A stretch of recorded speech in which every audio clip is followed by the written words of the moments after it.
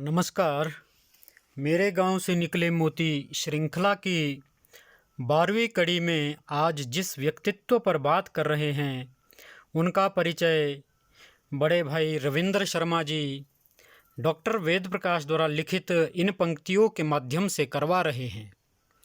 नाना शास्त्र विशारदः द्विजवरः पाण्डेय वंशोद्भवः पूज्यः विप्रजनैः सदैव निपुणः सर्वेषु कार्येषु वै मान्यः श्री हरिसिंह नाम विबुधः श्री कृष्ण धामे स्थिता अयं घौतेषु समर्प्यते कृतिरियं भक्त्या तया श्रद्धया। आज हम बात कर रहे हैं स्वर्गासीन श्री हरि सिंह शर्मा के पावन चरण कमलों की। दादा लच्छीराम व उनके पुत्रों पंडित ईसरू व पंडित वैरागी के ब्राह्मण परिवार में आपका जन्म 1932 में ग्राम टिकरी में हुआ। पिता पंडित ईसरू के आप ज्येष्ठ पुत्र थे। पंडित माथुराम व पंडित अनंतराम आपके अनुज थे। आपकी शिक्षा दीक्षा भी तात्कालिक परिवेश अनुसार गढ़वाली ब्राह्मणों के द्वारा ही हुई। आप उस जमाने के न केवल ग्राम में अपितु बृहद क्षेत्र में अग्रणी कर्मकांडी ब्राह्मणों में गिने जाते थे।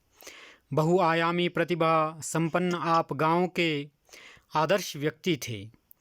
पिता पंडित ईसरू के बाद आपने देवता मंगलेश्वर के वजीर के रूप में भी कर्तव्यों का निर्वहन किया। माँ जयेश्वरी के पुजारियों में आप मतेट में मुख्य पुजारी थे। आपने माँ की आजीवन सेवा की। डोम देवता मातली के शांत महायज्ञों में आपने समस्त गांव का प्रतिनिधित्व किया था।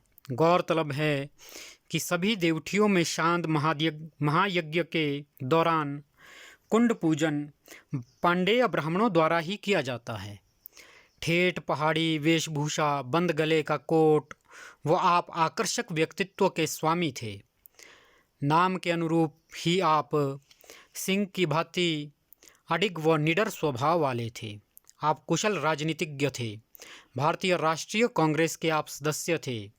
आप अक्सर प्रदेश के प्रथम मुख्यमंत्री डॉक्टर वाई.एस. परमार से व्यक्तिगत पहचान की बात करते। आपने एक बार पंचायती राज का चुनाव भी लड़ा। आपको उपनाम जवाहरलाल भी मिला हुआ था, जो आपके राजनीतिक कद की पुष्टि भी करता है। आप अद्भुत कला प्रेमी थे। बच्चों के साथ कभी कभी क्रीड़ा करते थे। उन दिनों टिकरी की प्राथमिक पाठशाला के भवन का निर्माण भी आपने ही किया था। बच्चों के साथ साथ आप प्रकृति से भी प्रेम करते थे। आपने घर के आसपास व स्कूल के पीछे खेत में तरह तरह के फूलों की बगिया लगा रखी थी। आप एक कुशल पाचक भी थे। शादी ब्याह के मौके पर आप प्रमुख पाचक हुआ करते थे। आप मूर्धन्य विद्वान थे।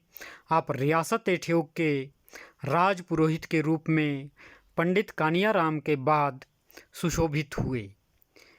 बड़े भाई रविंद्र शर्मा जी लिखते हैं, यद्यपि आपके जीवन पर लिखना बहुत कठिन है। आप बहुआयामी प्रतिभा के धनी थे। आपकी निपुणता न सिर्फ कर्मकांड या फिर देवनीति में थी, अपितु राजनीति में भी आपका एक बहुत ऊंचा कद था। गांव में स्थित सभी पानी के स्रोतों की स्वच्छता का तो मानो आपने जिम्मा ही लिया हुआ था। गांव के मध्य में स्थित टैंक के आसपास आप कभी भी किसी को भी गंदगी ना करने देते।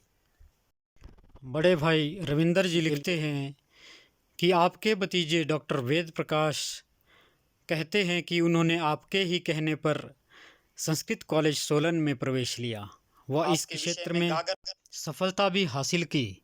आप उच्च मूल्यों, आदर्शों व संस्कारों से परिपूर्ण थे।